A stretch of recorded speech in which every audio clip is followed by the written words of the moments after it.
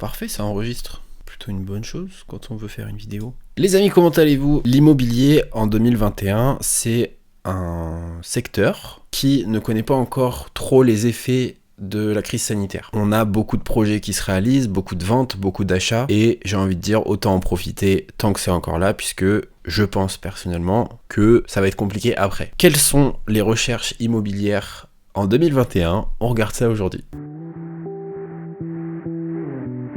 Comment allez-vous les amis? J'espère que vous vous portez bien. Je m'appelle Kevin, je suis conseiller immobilier à Clermont-Ferrand et aujourd'hui on se retrouve pour une toute nouvelle vidéo. Comme vous pouvez le voir si vous suivez mes aventures sur Instagram, quoi?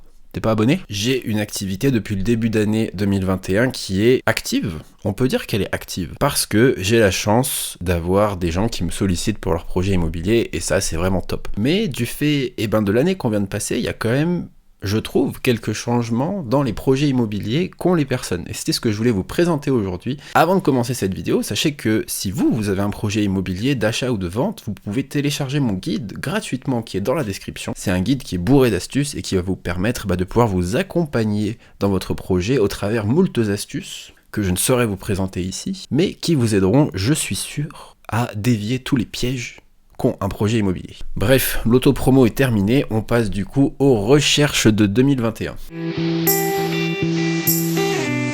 On commence par le premier type de recherche que je pense vous connaissez, ce sont les déménagements à l'extérieur des grandes villes. C'est, je pense, la recherche la plus fréquente. On a généralement un couple ou une famille qui a un appartement en centre-ville ou qui a un bien avec pas d'extérieur ou un petit peu d'extérieur et qui souhaite du coup déménager pour plus grand, soit avec une chambre en plus, avec un plus grand jardin, au moins avec un extérieur, etc. Ils sont prêts maintenant à quitter la ville pour pouvoir avoir un peu plus d'espace. Pour discuter avec certains de mes confrères qui travaillent dans d'autres villes, c'est vrai que c'est un petit peu moins fort à Clermont-Ferrand puisqu'on est déjà quand même pas mal côté nature, même si en centre-ville ça reste un environnement urbain. Mais on remarque quand même cette envie de vouloir quitter vraiment les centres-villes, de vouloir s'éloigner un peu, quitte à prendre la voiture pour aller travailler, etc. pour pouvoir avoir quelque chose d'un petit peu plus confort. Le deuxième type de recherche, c'est pas vraiment une recherche, c'est plus un projet.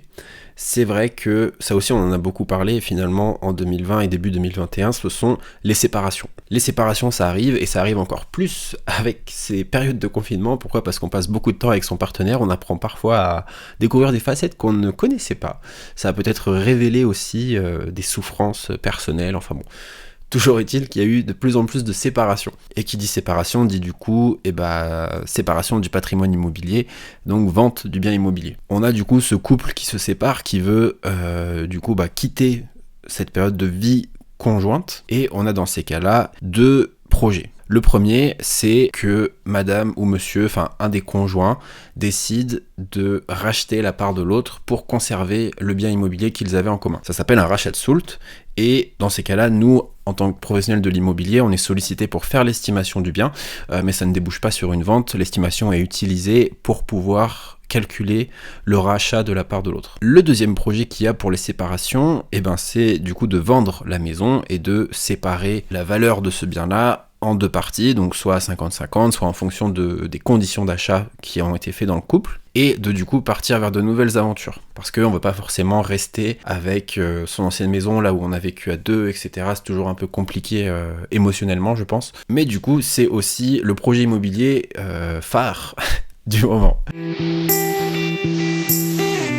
La troisième recherche que j'ai beaucoup, je pense que je la mets en top 2 celle-là, c'est les premiers achats. Marc, je te dis ça, j'ai 1 an d'existence, donc peut-être que c'était pas le cas, peut-être que c'était aussi le cas avant, mais j'ai l'impression d'avoir beaucoup d'acquéreurs qui veulent acheter pour la première fois. Que ces personnes soient en couple, qu'elles soient célibataires, dans tous les cas, on a un seul point commun, c'est que aujourd'hui, elles sont locataires de leur résidence principale et elles veulent pouvoir être propriétaires et pouvoir acheter. Elles ont envie de se constituer un patrimoine, elles ont envie d'être propriétaires de leur chez eux. Et leurs critères de recherche, finalement, correspondent assez souvent à ceux dans quoi elles vivent aujourd'hui. C'est-à-dire que quelqu'un qui vit dans un T2 va avoir envie de rechercher un T2.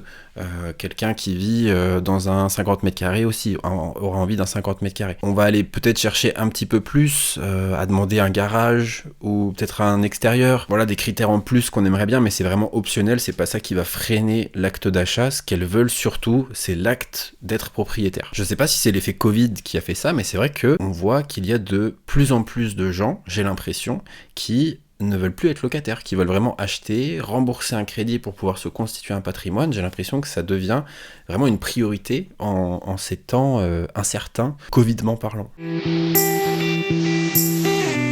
On va parler de la dernière recherche qui est assez joyeuse, c'est l'arrivée d'un nouveau-né.